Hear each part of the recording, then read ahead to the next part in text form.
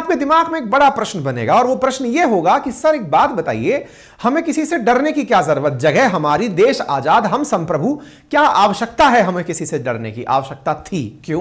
क्योंकि अमेरिका भारत में इतने सारे सैंक्शंस एनी टाइम लादने की तैयारी में रहता था। अब सैंक्शंस क्या होते हैं कि आप दुनिया के किसी भी देश के साथ व्यापार नहीं कर पाएंगे। भारत में तेल का उत्पादन प्रॉपर होता नहीं है, हम ऑयल किसी दुनिया के देश से मंगाते हैं, उस देश को यह कह दिया जाए कि आप इन्हें तेल नहीं बेचेंगे, किसी देश से यह कह दिया जाए कि भारतीयों को अपने यहां नहीं आने देंगे। आप विचार कीजिए कि हमें नॉर्थ कोरिया की तरह सभी तरफ से आइसोलेट करके रख दिया जाए तो क्या हालात होंगे। अमेरिका जिसका कि प्रभुत्व दुनिया पर लगभग 50% की जीडीपी को डायरेक्टली प्रभावित करता है, वो अमेरिका दुनिया के देशों को इसी प्रकार से प्रताड़ित करता है। और भारत तत्कालीन रूप से आजाद हुआ देश था, संपन्नता के नाम पर हमारे पास बड़ी विपन्नता थी, हम अनाज के लिए भी संघर्षरत थे। तभी तो कहा जाता है कि हमने जय जवान जय किसान जैसा नारा दिया था, हम अपने किसानों का पैदा किया हुआ अनाज जवानों को भेजते थे खाने के लिए, खुद एक टाइम का भोजन त्याग के युद्ध में भेजते थे कि ठीक है कि हमारे देश के जवान सरहद पर लड़ते रहे, सीमाओं को सुरक्षित करते रहे। तभी तो कहते हैं कि हरित क्रांति जब एम एन स्वामीनाथन जी के समय पर आई, उससे भारत आत्मनिर्भर अनाज में बना। हम तो खाने के लिए चुनौती जीतने वाले देश थे, चुनौती में रहने वाले देश थे। ठीक है साहब, कोई बात नहीं, हम परमाणु पर लौटते हैं। तो अब परमाणु बम भी हमारे पास हो ताकि दुनिया का कोई देश हम पर आंख उठाकर ना देखे। इस बीच में 1974 का कालखंड आता है, राजा रमन्ना के द्वारा भारत में परमाणु बम का परीक्षण करके दिखा दिया जाता है और यह परमाणु परीक्षण भी पोखरण में होता है। हालांकि दुनिया ने इसे परमाणु परीक्षण माना नहीं। क्यों नहीं माना? कहा गया कि भारत केवल तैयारी करके देख रहा है कि उसके सिस्टम काम करते हैं या नहीं। लोगों ने हमारी मजाक बनाई, यानी कि पहला प्रयोग जब 1974 में हमने किया तो उस समय लोगों ने हमारी ये कहते हुए मजाक बनाई कि ठीक है, आप लोगों ने कुछ सेटिंग वेटिंग करके ये परमाणु अभिक्रिया करके देखी है, आप जिसे परमाणु बम कह रहे हैं। हम इसे नहीं मानते क्योंकि कहीं पर भी ये ऑब्जर्व नहीं हुआ। आप कहते हैं क्योंकि परमाणु बम का अगर प्रयोग होता है तो धरती कांपती है, धूल के गुबार उठते हैं, सिस्मोग्राफ की सुइयां हिल जाती हैं, हवा के अंदर रेडियो एक्टिव पदार्थ घुल जाते हैं, तमाम प्रकार की चीजें होती हैं। ऐसा कुछ नहीं हुआ, आप केवल कह रहे हैं। हो सकता है आपने ये देखा हो कि परमाणु बम की दिशा में हम सही हैं या नहीं, तो हमको लोगों ने कंसीडर नहीं किया। कोई बात नहीं साहब, कंसीडर नहीं किया तो दुनिया को यह बताना जरूरी है कि हमारे पास भी हथियार है, तो इसके लिए अब धमाका जोर का करना जरूरी था। यानी कि हमारे पास पटाखे हैं, लेकिन वो सुर्री पटाखा है कि सूतली बम है, यह बताने के लिए अब धमाके को इतना जबरदस्त करने की आवश्यकता थी जिसकी वजह से दुनिया में हमारी प्रेजेंस का डंका बज सके। मेरे प्यारे साथियों, आप में से कई बार बहुत से लोग यह सोचते हैं कि जब बम चलाने ही नहीं है तो भारत बनाता क्यों है। यह बहुत बेसिक सवाल है। जब मैं आपकी उम्र में, मतलब यह कहिए कि विद्यार्थी के जीवन में हुआ करता था, तब यह सोचता था कि हम बना करके रख लेते हैं, जरूरत क्या है जब चलाने नहीं है तो। लेकिन यहां पर जब थोड़ा समय बड़ा हुआ तब समझ में आया कि अक्सर लोग उसी को सम्मान देते हैं जो शक्ति संपन्न होता है, और शक्ति संपन्न व्यक्ति ही जब किसी को माफ करता है तो उसकी माफी में वैल्यू होती है। अक्सर मुझे यहां पर दिनकर साहब की वो पंक्ति बार बार याद आती है जिसमें हम ये केवल कहते हुए पाए जाते हैं कि क्षमा शोभती उस भुजंग को जिसके पास गरल हो, उसका क्या जो दंतहीन विषहीन सरल हो। हम वो सर्प बनना चाहते थे जिसके पास जहर था, जिससे पाकिस्तान को डरना चाहिए था कि अगर छुआ भारत को तो ये डस डालेगा। हम दुनिया के सामने वो देश बनना चाहते थे कि अगर भारत से पंगा लिया तो ये हमें अपनी तरफ से बम गिराकर मार सकता है। दुनिया में हम वो शक्ति बनना चाहते थे, हम शांति प्रिय थे, हम सेकेंड वर्ल्ड वॉर के बाद नॉन अलाइंड मूवमेंट के प्रणेता थे। हम दुनिया में किसी भी पक्ष में, ना राइट में ना लेफ्ट में, कहीं नहीं रहने वाले व्यक्ति थे। लेकिन जब हमने देखा कि लोग हमारी ही डपली बजा रहे हैं, लोग हमें ही बैटलफील्ड बना ले रहे हैं, तब हमें लगा कि नहीं, अब समय है अपना स्टैंड लेने का। और उस समय जो घटना घटी वो साथियों अटल जी के नेतृत्व में घटी। लेकिन क्या यह घटना 1998 में 11 मई को अचानक घटित हो गई? अजी नहीं साहब, इससे पहले भी बड़े चैलेंजेस आए। और चैलेंजेस क्या थे?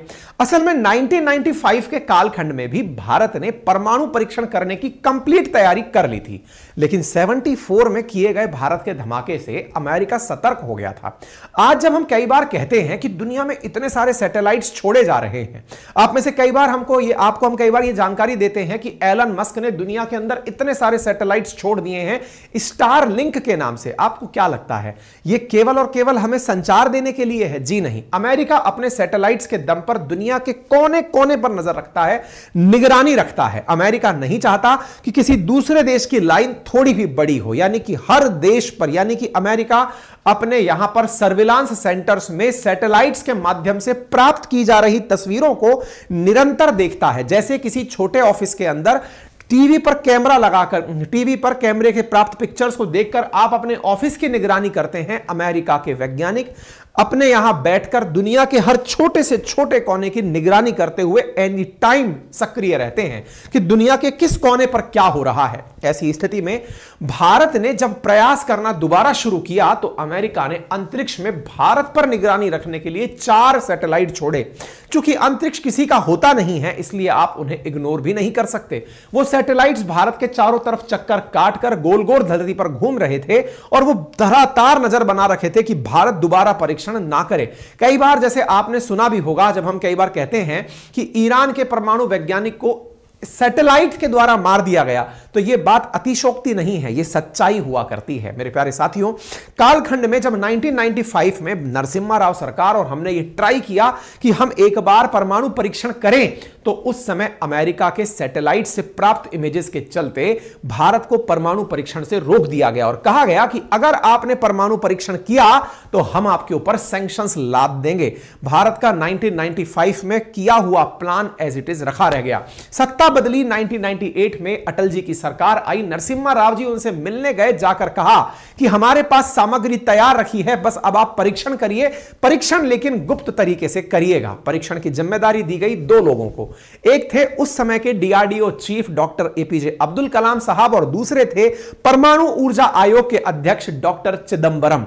साथियों, ये चिदंबरम वो वाले चिदंबरम नहीं है जो कि वर्तमान में कांग्रेस के नेता हैं, ये आर चिदंबरम है जिनकी तस्वीर आप यहां देख सकते हैं। ये परमाणु ऊर्जा आयोग के अध्यक्ष हुआ करते थे। इन दोनों को इस समय जिम्मेदारी दी गई कि आप लोग किस प्रकार से गुप्त तरीके से इसका अंजाम देंगे। और साथियों, बस यहीं से वो कहानी का बिल्टअप शुरू होता है कि कैसे भारत ने अमेरिका को झूठ बोलते हुए, या ये कहिए कि अमेरिका की आंखों में धूल झोंकते हुए परमाणु परीक्षण किया था। तो क्या किया था फिर हमने? साथियों, हमने इस परमाणु परीक्षण को करने के लिए अपने वैज्ञानिकों को सबसे पहले सेना की वर्दी में तैयार किया। परमाणु की तैयारी तो हमने 1995 से ही कर रखी थी। अब तो हमें परीक्षण करने पोखरण जाना था। पोखरण ही क्यों जाना था, कहीं और क्यों नहीं कर सकते? क्योंकि रेगिस्तान के अंदर खालिस्तान है जहां पर किसी भी प्रकार की जनहानि नहीं हो, ऐसा स्थान पोखरण में आसानी से उपलब्ध है जो कि सेना के पास है। ऐसी स्थिति में अब वैज्ञानिकों को वहां कैसे पहुंचाया जाए, यह एक बड़ी चुनौती थी। और इसके लिए क्या किया गया? इसके लिए वैज्ञानिकों को सेना की ड्रेस पहनाई गई। साथियों, 20 अप्रैल 1998 में भारत ने परमाणु विस्फोट करने के फैसले को अपनी तरफ से अपने शीर्ष वैज्ञानिकों को बता दिया। वैज्ञानिकों से कहा गया कि वो अपने परिवार में यह बोलकर जाएं कि वो किसी गुप्त काम पर, किसी मुख्य काम से जा रहे हैं, बाहर जा रहे हैं, 20 दिन ऐसी जगह जा रहे हैं जहां पर फोन वोन नहीं लगेगा। वैज्ञानिक अपने परिवारों को बताकर बाहर निकले, सेना की वर्दी में परमाणु लॉन्च साइट पर पहुंचे, लेकिन डायरेक्ट नहीं, इनडायरेक्टली घूमते घुमाते। मान लीजिए किसी को जैसलमेर आना है तो वो रहता भले ही जयपुर में हो, तो जयपुर से पहले दिल्ली, दिल्ली से फिर मुंबई, मुंबई से फिर गुजरात, गुजरात से घूमते हुए राजस्थान, यानी इस प्रकार से कि कोई उसे ट्रैक करे तो भी ना पता लगा पाए कि वो यहां वापस जैसलमेर ही आने वाला है। मतलब बहुत चक्कर कटा के वैज्ञानिकों को पहुंचाया। वैज्ञानिकों को सेना की वर्दी पहनाई गई, जिसे आप यहां देख सकते हैं। आप यहां पर चिदंबरम साहब को और यहां पर अब्दुल कलाम साहब को सेना की वर्दी में देख सकते हैं।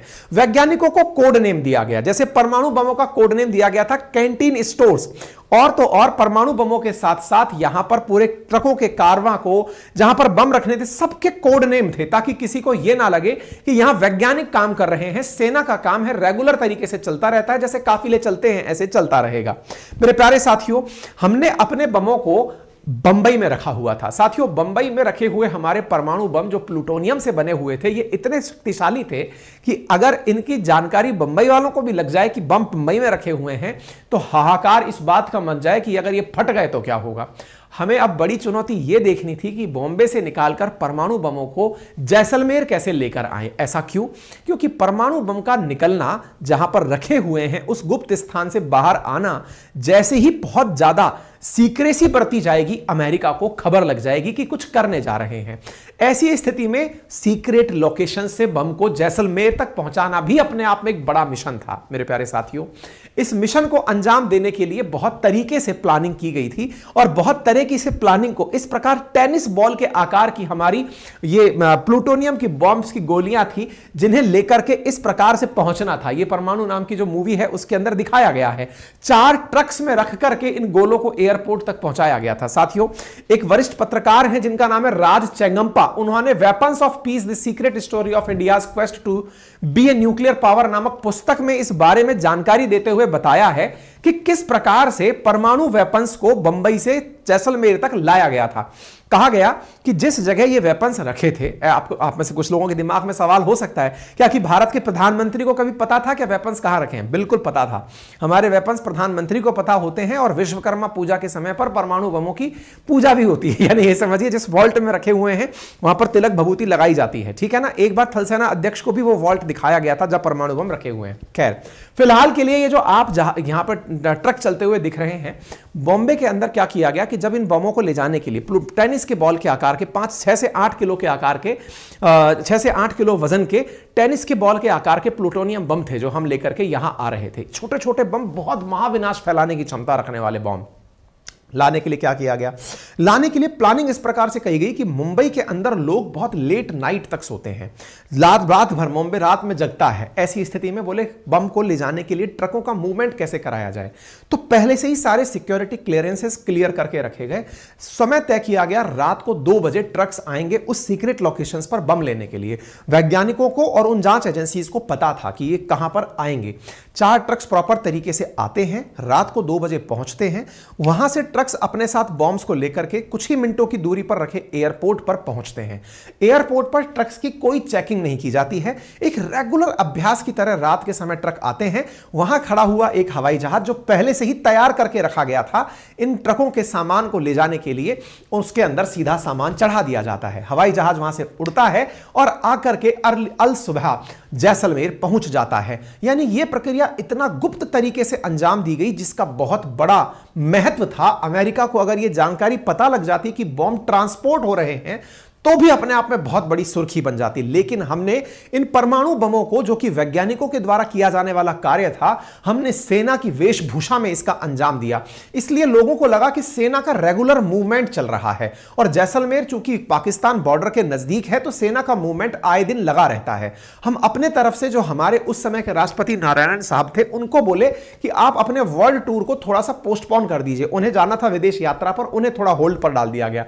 जो चिदंबरम साहब हैं, इनकी बेटी का विवाह होना था, इनसे कहा गया आप अपनी बेटी के विवाह को कुछ दिन टाल दीजिए, क्योंकि विवाह के अंदर आप उपस्थित नहीं हो पाएंगे तो लोगों को शक हो जाएगा कि आप किसी ना किसी गुप्त काम पर लगे हुए हैं, तो किसी को किसी प्रकार का डाउट ना हो। इसलिए इस पूरे कार्यक्रम को सेना का कार्यक्रम बनाकर दिखाया गया, वैज्ञानिकों का कार्यक्रम नहीं। यह नहीं दिखाया गया कि डीआरडीओ कुछ कर रहा है, यह नहीं दिखाया गया कि बाबा भारत एटॉमिक रिसर्च इंस्टीट्यूट कुछ कर रहा है। गुप्त रूप से जिस कार्य को अंजाम दिया जा रहा था, ट्रक उन प्लूटोनियम बमों को लेकर के पोखरण पहुंचते हैं। सीक्रेट वॉल्ट में रखे ट्रकों सामान को लेकर के यहां पर जब पहुंचते हैं, जहाज से सामान को जब यहां पहुंचाया जाता है तो यह नजारा अपने आप में बहुत खास होता है। और इसके ऊपर ये जो राज चेंगप्पा हैं, इनकी पुस्तक के अंदर कंप्लीट डिटेल लिखी गई है कि किस प्रकार से हमारे इन वेपन्स को ले जाकर के पहुंचाया गया था। राजा गोपाला चिदंबरम जी उस समय हेड हुआ करते थे और वो बहुत ज्यादा इस विषय को लेकर के चिंतित थे कि परमाणु यहां तक बम पहुंचेगा कैसे। खैर चलिए, इसके बाद क्या हुआ साथियों? इसके बाद में अब इन बॉम्ब्स को जमीन के अंदर लगभग 200-250 मीटर बताया गया था, कई जगह लिखा हुआ है लगभग 280 मीटर की गहराई में गड्ढे खोद करके बॉम्ब्स को डाला गया था। अक्सर यह कहा जाता है कि बॉम्ब्स जब चलते हैं तो जमीन के भीतर गड्ढा होता है, लेकिन यहां पर क्या किया गया, पहले हमने गड्ढे खोदे और गड्ढे खोद करके लगभग 200-250 मीटर के गड्ढे में अपने बॉम्ब्स को रखा, ताकि उसकी वजह से राजस्थान के आसपास के क्षेत्रों में किसी प्रकार की कोई जनहानि ना हो। क्योंकि बम जब चलेगा, अच्छा 2 बातें होती हैं परमाणु बम के अंदर, और वो क्या है, परमाणु बम जब चलता है तो बड़ी ऊर्जा तो उत्पन्न करता ही है, साथ में रेडिएशंस भी छोड़ता है। रेडियो एक्टिव विकिरणें अल्फा बीटा गामा के नाम से निकलती हैं। जो गामा रेडिएशंस हैं जो बहुत दूर तक अपना असर डालती हैं, उनका अगर अवशोषण समय रहते कर लिया जाए तो उसका नुकसान दुनिया पर नहीं होता। इसलिए पहले यह गड्ढा खोदा गया और गड्ढे को खोद करके उस गड्ढे के चारों तरफ बड़ी संख्या में प्याज भरे गए। साथियों, कहा जाता है कि भारत में 2 बार प्याज के भाव आसमान छुए हैं और उसको लेकर सरकारों का विरोध भी हुआ है और कहा गया कि उस समय बड़ी संख्या में प्याज को खरीदकर सेना ने अपने पास रखा था, क्योंकि उस प्याज को खरीदकर टनों, मतलब कई टन प्याज जो है वो उन गड्ढों में भरकर रखा गया था, क्योंकि कहा जाता है कि प्याज गामा रेडिएशंस को सोख लेता है। ऐसी स्थिति में परमाणु बमों को गड्ढों में और उसके चारों तरफ भयंकर तरीके से प्याज भरकर रख दिया गया कि अगर यह ब्लास्ट होता भी है तो रेडिएशंस को यह प्याज पूरी तरह से सोख लेगा। अब सोचने की बात यह है कि पोखरण जो पहले से ही 1974 में ही अमेरिका की नजर में आ चुका था, 1995 में हम एक बार परीक्षण के लिए जाते समय पकड़े गए थे। अब अमेरिका पूरी मुस्तैदी के साथ हम पर नजर बनाए हुए था कि यदि यहां पर कोई भी हलचल पोखरण में हुई तो यह पता चल जाएगा कि इंडिया परमाणु परीक्षण कर रहा है और इंडिया को हम तत्काल प्रभाव से कॉल करके रोक देंगे कि तुम्हें हम यह नहीं करने देंगे। ठीक है साहब। अब हमारे साथ दिक्कत क्या है? यह बिल्कुल वैसे है जैसे चोर कई बार किसी मालिक के घर में लगे हुए कैमरे की नजर के सामने चोरी करने आए और मालिक को भी ना पता चले कि चोरी हो गई, यानी कैमरा आपके सामने देख रहा है और वहां से चोरी करनी है। तो क्या किया जाए? चोर तो साहब मुंह ढक के चोरी करने आ जाता है, लेकिन हमारे सामने मुसीबत यह है कि हम मुंह ढक के भी नहीं कर सकते। क्यों? क्योंकि उसका जो सैटेलाइट चल रहा है वो कैसी भी मूवमेंट उस क्षेत्र में देखेगा, कैप्चर कर लेगा। तो हमारी मुसीबत यह थी कि हमें पूरे टाइम यह नजर भी रखनी थी कि हमारे ऊपर से सैटेलाइट कब क्रॉस हो रहा है। जिन जिन समय पर सैटेलाइट हमारे ऊपर से क्रॉस होगा हम उस समय पर कोई काम नहीं कर सकते, नंबर 1। और नंबर 2, सैटेलाइट में हर 4 घंटे, हर 8 घंटे, हर 12 घंटे बाद की तस्वीरें ली जाती थी और उन तस्वीरों में यह देखा जाता था कि क्या इस साइट पर कोई भी हलचल हुई है, क्या कोई भी परिवर्तन इस साइट पर हुआ है। अगर हुआ है तो फिर उसका माइन्यूटली ऑब्जर्वेशन किया जाता था। तो अब आप सोचिए, हमारे लिए उस क्षेत्र में 280 मीटर के आसपास का पहले तो गड्ढा खोदना, 100 से अधिक वैज्ञानिकों को उस क्षेत्र में इस प्रकार की व्यवस्था के लिए तैयार करना सो दैट वो परमाणु परीक्षण कर पाए, वैज्ञानिकों को वहां पर पहुंचाना, ट्रांसपोर्ट के नाम पर ट्रकों का वहां पहुंचना और किसी भी प्रकार की चूक ना हो, यह सारा अंजाम देना था। अब आप सोचिए किस तरह से यह प्लान किया गया होगा। जब वो सैटेलाइट गुजरता हम उस दौर में अपने काम को अंजाम देते, जैसे ही वो निकला हम खोदना शुरू करते, अपना माल डालते और जैसे ही वो निकलता हम तुरंत अपने ऊपर चद्दर ओढ़ करके या फिर ये समझ के कि वहां से डायरेक्ट छुप करके गायब हो जाते। आप ये फिल्म देखिएगा, परमाणु करके जो फिल्म है, इसमें बहुत बेहतरीन तरीके से इस दृश्य को दिखाया गया है कि किस प्रकार से इसको अंजाम दिया गया था। बड़े ही गुप्त तरीके से हमने इस पूरे कार्यक्रम को अंजाम दिया कि हम उनकी नजर में ना आए। साथियों, उनकी नजर में ना आए और इस काम को हम अंजाम देते जाएं। तो अब आप सोचिएगा कि केंद्रीय नेतृत्व में बैठे प्रधानमंत्री के द्वारा, अटल जी उस समय बैठे हुए हैं, उन्होंने भी इसमें इतनी जबरदस्त सीक्रेसी बरती थी कि उनके तत्कालीन जो एनएसए थे, जैसे आज हमारे डोभाल साहब हैं, ऐसे उस समय ब्रजेश मिश्र साहब हुआ करते थे, उनको पता था कि क्या काम हो रहा है। प्रधानमंत्री को पता है, एनएसए को पता है, लेकिन रक्षा मंत्री जॉर्ज फर्नांडिस साहब तक को नहीं पता है कि हम परमाणु परीक्षण करने जा रहे हैं। इस लेवल की सीक्रेसी यहां पर चिदंबरम साहब को पता है, आर चिदंबरम साहब जो परमाणु ऊर्जा आयोग के अध्यक्ष हैं, साथ में अब्दुल कलाम साहब और उनकी टीम को पता है कि हम क्या कर रहे हैं, लेकिन देश में किसी राजनेता को कानो कान खबर नहीं है कि देश परीक्षण करने जा रहा है। लेकिन इस दौर में राजनेताओं के सामने भी प्रधानमंत्री को बड़ा ही शांत रिएक्ट करना है कि हम इस काम को अंजाम देने तो जा रहे हैं, लेकिन मजाक ना बन जाए, क्योंकि दुनिया की खुफिया एजेंसी में सर्वश्रेष्ठ मानी जाने वाली CIA हम पर एनी टाइम निगरानी रख रही है। तो अब आप सोच गए होंगे कि उस समय का कालखंड किस प्रकार का रहा होगा। अब ऐसी स्थिति में हम परमाणु बमों को इस वाली न्यूक्लियर साइट पर गहरे गड्ढे में उतार रहे हैं। यह न्यूक्लियर टेस्ट साइट है जो आपको बिल्कुल बैरन सी दिख रही है, यह जानबूझकर ऐसी है क्योंकि ऊपर से यह लगे कि यहां कुछ नहीं हुआ है। इसके अंदर गहरे गड्ढे खोद करके पहले परमाणु बमों को सेट किया गया। वैज्ञानिकों को जहां रखा गया वो जमीन के बिल्कुल नजदीक चिपके हुए टेंट से थे, जो दूर से देखकर यह लगे कि यह जमीन का हिस्सा है, मिट्टी, पेड़ पौधे, इस तरह के टेंट्स थे। वैज्ञानिकों को सेना की ड्रेस पहनाई गई ताकि यह लगे कि सेना यहां पर काम कर रही है। अमेरिकी उपग्रहों से बचकर प्रॉपर तरीके से यहां पर काम किए जा रहे थे। इस प्रकार का एक दृश्य उस मूवी में भी दिखाया गया है कि इस प्रकार से निगरानी यहां पर पूरे टाइम रखी जाती थी। ठीक है साहब, हमारे वैज्ञानिकों ने पूरी तरह से इस पूरी चीज पर नजर रखते हुए काम किया। कलाम साहब ने इस बारे में बाद में जब ये परीक्षण हुआ उसके बाद में कई इंटरव्यूज में इस बात का जिक्र भी किया कि हमने कैसे अपने न्यूक्लियर टेस्ट को अंजाम दिया। ठीक है साहब, प्याज का इस्तेमाल हो गया, सब कुछ हो गया। एनएसए साहब पूरी तरह से प्रधानमंत्री के पास बैठे हुए हैं। अच्छा, एक मुसीबत उस समय और हुआ करती थी, और वो मुसीबत क्या थी? मई का समय जो है ना, उस समय राजस्थान के अंदर लू का माहौल आना शुरू हो जाता है, थोड़ी हवाएं चलने लगती हैं, मिट्टी उड़ने लगती है।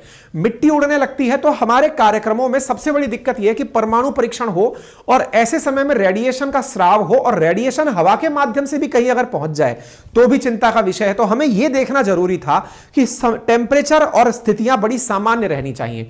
कलाम साहब ने दिन की इस बात के लिए कहा कि सब परीक्षण हम 11 मई को करेंगे। बोले उस दिन बुद्ध पूर्णिमा है। बोले ऐसा क्यों? क्योंकि भारत गौतम बुद्ध का देश है, अहिंसा का हम सूत्र दुनिया को पढ़ाते हैं। हम कहते हैं कि हम किसी के साथ में किसी भी प्रकार का पहले से युद्ध नहीं करेंगे। 2500 साल का भारत का इतिहास रहा है, भारत ने किसी देश पर आक्रमण नहीं किया है। तो हम आज भी इस काम को करेंगे केवल आत्मरक्षा के लिए, दुनिया को दिखाएंगे कि हमने बना लिया है, लेकिन किसी को धमकाने के लिए नहीं। दिन भी बड़ा टैक्टिकली विचार किया गया। सूचना मिली कि मौसम साफ रहेगा, परमाणु परीक्षण किया जा सकता है, तब जाकर साथियों यह दिन आया।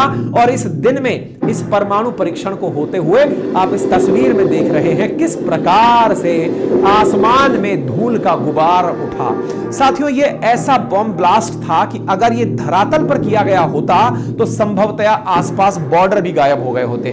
लेकिन इस परमाणु परीक्षण को जमीन के अंदर बहुत भीतर घुस के किया गया। उसके बावजूद भी जब यह परीक्षण हुआ तो मेरे प्यारे साथियों, आसपास के जिस भी व्यक्ति ने इस नजारे को देखा उसके रोंगटे खड़े हो गए। मेरे प्यारे साथियों, कहते हैं कि जो भूकंप को नापने के लिए सिस्मोग्राफ लगाया जाता है, जो सिस्मोलॉजी के तहत अध्ययन करता है कि कितना रिएक्टर स्केल पर भूकंप आया है, सबकी सुइयां अटक गई। वैज्ञानिक बंकरों से बाहर निकल करके भारत माता की जय के नारे लगाने लगे। जो भी इस दृश्य को देख रहा था भाव विभोर हो रहा था, क्योंकि भारत ने अमेरिका को चुनौती देते हुए उस लीग में कदम रख दिया था जिस लीग के लिए अमेरिका हमें ना जाने कब से रोक रहा था, कितने वैज्ञानिकों की बलि ले चुका था, हमारे आत्मसम्मान को चोट पहुंचा चुका था। जैसे ही यह सारा कारनामा हुआ, कलाम साहब के मुंह से निकला कि हमने दुनिया की परमाणु शक्तियों का प्रभुत्व समाप्त कर दिया है। अब 1 अरब लोगों के हमारे देश को कोई नहीं कह सकता कि उसे क्या करना है। अब हम तय करेंगे कि हमें क्या करना है। उसी समय प्रधानमंत्री निवास में प्रधानमंत्री के बगल में बैठे हुए एनएसए ब्रजेश मिश्र के फोन पर घंटी बजती है। वो रिसीवर उठाते हैं और कलाम साहब कांपती हुई आवाज में कहते हैं, sir we have done it. Sir, हमने कर दिखाया है। उधर से मिश्रा फोन पर ही चिल्लाते हैं, God bless you my dear Kalam. और ये इतिहास बनते हुए जब देखा तो प्रधानमंत्री आवास में सब चुप थे, आंखों में खुशियों के आंसू थे, और यह घटना अखबारों की सुर्खियों में छप रही थी। मेरे प्यारे साथियों, जैसे ही यह घटनाक्रम हुआ, सब तरफ से दुनिया के अंदर यह तहलका मच चुका था कि भारत ने कुछ ऐसा कर दिया है जो अत्यंत खुशी का समय है भारत वालों के लिए, और उन्हें इस प्रकार का पल मिल गया है जिसे देख करके वो आने वाले समय में हर बार दुनिया की नजरों में नजरें डालकर बात कर पाएंगे। मेरे प्यारे साथियों, अमेरिका निरंतर भारत पर दबाव डाला रहा था कि आप भारत वाले कॉम्प्रिहेंसिव टेस्ट बैन ट्रीटी पर साइन करें। लगभग 150 देश उस समय साइन कर चुके थे। नॉन प्रोलिफरेशन ट्रीटी पर साइन करें, सीटीबीटी पर हस्ताक्षर करें, लेकिन भारत साफ इनकार कर चुका था कि नहीं, हम परमाणु बम रख करके ही कुछ करेंगे। तो मेरे प्यारे साथियों, जब यह काम हुआ तो उस समय अटल जी के द्वारा इस भाव की अभिव्यक्ति कैसे दी गई, उस समय का आप एक दृश्य देखिए। यह समय है मई 11, 1998 का। अटल जी अपने निवास से बाहर निकलते हैं और निकल करके उनके साथ में प्रमोद महाजन जी भी उपस्थित हैं। यहां पर भारत का झंडा लगा हुआ है। प्रेस कॉन्फ्रेंस के लिए प्रधानमंत्री आते हैं और प्रधानमंत्री लिखी हुई लाइन लेकर आते हैं और केवल अपने स्तर पर एक ही लाइन बोलते हैं, हमने आज शाम को इतने बजे परीक्षण कर दिया है। प्रधानमंत्री Atal Bihari Vajpayee. At 15:45 hours, India conducted 2 nuclear tests in Pokhran range.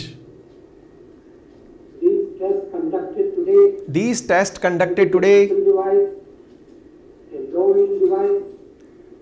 Devices के नाम लिए।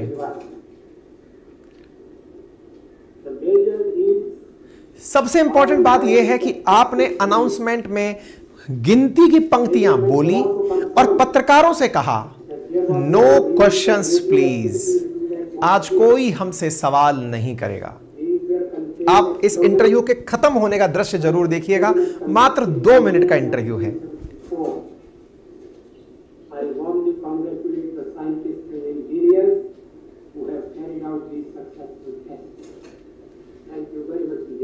Thank you very much today.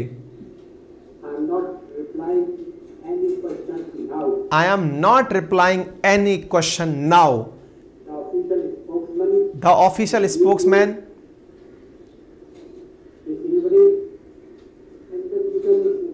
मतलब ऑफिशियल स्पोक पर्सन ही आपको जवाब देगा, मैं कोई जवाब नहीं दूंगा, कहकर प्रधानमंत्री यहां से निकल गए। मतलब ये वो दृश्य था जो कि बहुत से लोगों को एक लाइन में जवाब दे गया था कि मैं कोई भी जवाब नहीं दूंगा।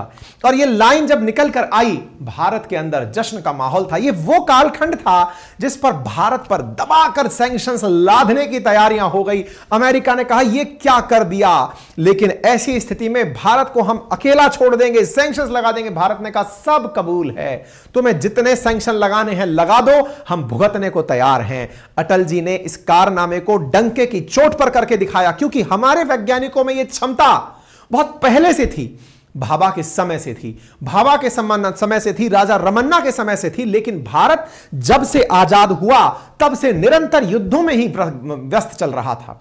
उनके बावजूद भारत ने 1974 में परीक्षण करके दिखाया। तब लोगों ने हमारा मखौल बनाया कि तुमने तो केवल चला के देखा है कि चलता है कि नहीं, उसे परीक्षण ही नहीं माना गया। लेकिन अमेरिका यह समझ गया कि भारत तैयारी तो कर रहा है, तैयारी कर रहा है, तो अब इसे करने नहीं दिया जाएगा, करने नहीं दिया जाएगा। तो 1995 में हमें करने नहीं दिया गया। अटल जी जैसे ही सरकार में आए, सबसे पहले कहा करना है भाई, यही करना है, सबसे पहले यह तय किया जाए। और साथियों यह कारनामा हुआ। और ऐसी स्थिति में आप उस समय डीआरडीओ चीफ हुआ करते थे, आपने सारी बातें फिर प्रॉपर तरीके से आके मीडिया को जवाब में दी। और प्रधानमंत्री फिर निकल करके लोकसभा में पहुंचे, संसद में पहुंचे और अपनी तरफ से जाकर के संसद को और देश को जवाब देते हुए कहा कि हमने परमाणु बम आत्म सुरक्षा के लिए बनाया है, ताकि हमारी तरफ कोई भी नजरें उठाकर ना देखे। भारत की इस सफलता पर अमेरिका को बहुत खीज हुई। क्यों? क्योंकि अमेरिका तब से पहले केवल और केवल पाकिस्तान को ही पोषित करता आ रहा था। निरंतर हर भारत पाकिस्तान युद्ध में पाकिस्तान को अमेरिका के द्वारा सपोर्ट दिया जा रहा था। बिल क्लिंटन उस समय भारत की तरफ बहुत खफा होते हुए उन्होंने हमारे ऊपर बहुत सारे सैंक्शंस लगा दिए। आप ये खबर देख सकते हैं 1998 की, US imposes sanctions on India. और ऐसी स्थिति में ब्लिंकन की तरफ से बयान आया और उन्होंने पब्लिकली बाहर आते हुए कहा, और यह उनका स्पीच भी है जिसमें उन्होंने कहा कि एशिया के अंदर भारत के द्वारा परमाणु बम का परीक्षण किया गया है, यह सही तरीका नहीं है। भारत को कॉम्प्रिहेंसिव टेस्ट बैंड ट्रीटी के ऊपर साइन करना चाहिए। हम इस तरह की चीजों को एडमायर नहीं करते हैं, लेकिन भारत तो पहले ही निर्णय ले चुका था कि हम अब ऐसा ही करेंगे। और भारत ने लोगों को यह विश्वास जरूर दिलाया कि हम नो फर्स्ट यूज, हम अपने स्तर पर पहले कभी भी इसका इस्तेमाल नहीं करेंगे। नंबर दूसरा, जिसके पास परमाणु बम नहीं है उसके ऊपर भी हम परमाणु बम नहीं चलाएंगे। लेकिन हां, एक बार किसी ने गुस्ताखी हम पर कर दी तो उसे फिर छोड़ेंगे भी नहीं। भारत ने अपनी नई परमाणु नीति उस समय अपनी तरफ से घोषित कर, हथियारों का प्रयोग करने में पहल नहीं करेंगे, हम पहल नहीं करेंगे। No first use. जिनके पास परमाणु शस्त्र नहीं है हम उनके विरुद्ध उनका उपयोग नहीं, जिनके पास परमाणु शस्त्र नहीं है हम उनके विरुद्ध भी इसका उपयोग नहीं करेंगे। मेरे प्यारे साथियों, आप सबने इस पूरी कहानी को इतना डिटेल में एंड तक सुना है और मैं आपको स्टैटिक्स बता दूं कि YouTube पर जितने भी आप में से मुझे लिसनर सुन रहे हैं, उनमें से बहुत ही कम लोगों ने मुझे सब्सक्राइब किया हुआ है। सब्सक्राइब करने में कुछ फ्रैक्शन ऑफ सेकंड का समय लगता है, उसमें आपका कोई चार्ज नहीं लगता, लेकिन हमें उसका बहुत लाभ होता है क्योंकि हम उससे बहुत मोटिवेट होते हैं। सब्सक्राइब का बटन दिया हुआ है, उसे आप क्लिक कर दीजिए। अगर आपको ये स्टोरी आज जान करके रगों में खुशी का फिर से एक ज्वार आपके मन में निकला हो, तो आज के सेशन को सब्सक्राइब जरूर करिएगा।